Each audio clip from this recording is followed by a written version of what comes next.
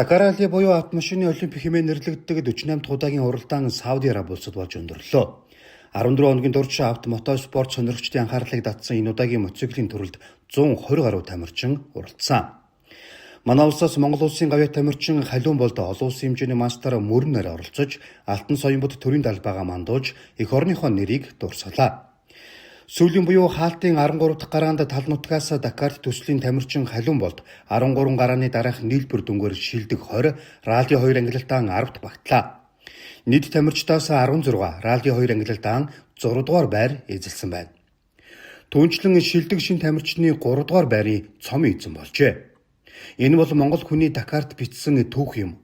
Монголоос Дакар раллид оролцсон тамирчдаас цом хүртсэн анхны тамирчин болсон. Тэрбээр уралдаанаа дуусгасны дараа Дакарт уралдахад төсөөлөл анх байгаагүйч үүнийг хийх ёстой л гэж бодсон. Гэхдээ дотроо нууцхан шилдэг хорд багтах юмсан гэх хүсэлтэй байсан гэдгийг ярьжээ. Өнөөдөр ингээ 16-ад орсондоо маш их баяртай. Зарим стейжүүдэд бас гайгүй явсандаа маш их баяртай.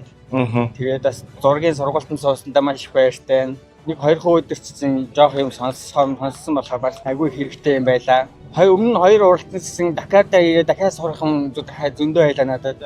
Өнөөдрийн зам бол эхний хэсэг жоох мөршгөө ихтэй, сул шороотой, жоох эстэй. Тэгээд сүүлийн 50 км бол энд харагдаж байгаа шиг бууцаар агаад орж ирлээ. Ер нь бол сайхан яваад гэдэг. Өнөөдөр ер нь жигдхэн уралдахаа 28 руу жоохон дөхөөл үзье гэж бодсон үгүй.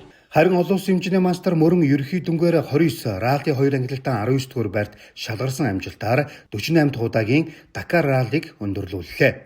Тэрбээр Адармаатай төгсгөл байлаа. Энэ хүртэл намайг дэмжсэн бүх хүнд баярлалаа. Ямар тааж 13 гараагаа дуусгаж шилдэг 30-д багтсандаа баяртай байна гэжээ. Энэхүү уралдаанд амжилтаар оролцсон Монголын баг тамирчид энэ сарын 20-ны өглөө эх орондоо газардана.